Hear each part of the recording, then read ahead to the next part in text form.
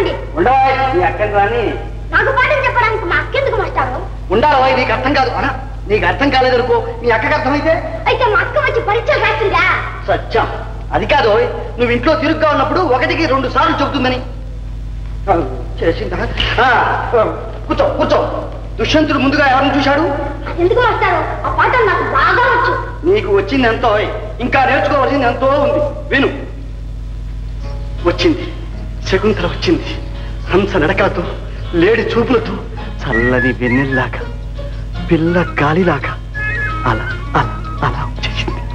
వచ్చింది శకుంతల. శకుంతల కాదు మాస్టారు, మా అక్క. ఉంటావా శకుంతల? మై గాడ్ లక్ష్మి, నువ్వా? కూర్చో కూర్చో కూర్చో. పనండి సార్. రావా? వెళ్ళిపోతే ఎలా? ఇప్పుడే కొత్త పాఠం మొదలు పెడుతున్నాను, నువ్వు ముఖ్యంగా వినాలి. కూర్చో. అలాగా కూర్చో బాబు. జాగ్రత్తగా చెప్పండి సార్. ఏది శకుంతల ఎలా ఉంటుందో చెప్పు చూద్దాం. అందంగా ఉంటుంది. అలా ఒక్క ముక్కలో తేల్చేస్తే ఎలా? వర్ణించాలో. అందాన్ని వధిస్తేనే అందం.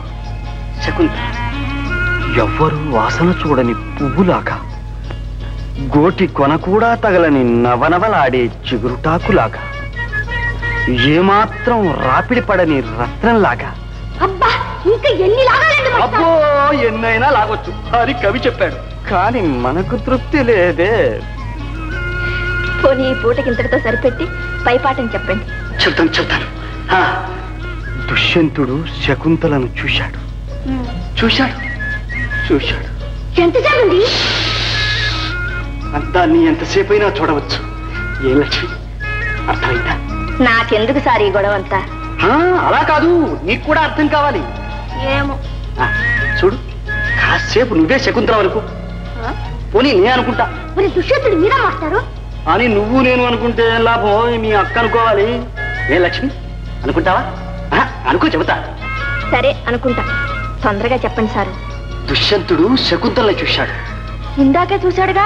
అవునవును, చూశాడు, మోహించాడు, ప్రేమించాడు, తన హృదయాన్ని ఆమెకు అర్పించాడు. కానీ సంగతి ఆ శకుంతలకు తెలిసేది ఎలా? చెప్తే పోలా? అదే, ఎలా చెప్పడమా అని. ఇందాక నుంచి చెప్తున్నారుగా, అలాగే. లక్ష్మి, అయితే నేను చెప్పేదంతా నీకు అర్థమైందా? అర్థం లేదు, పద్ధం లేదు. లక్ష్మి, మళ్ళీ రేపు వస్తాగా.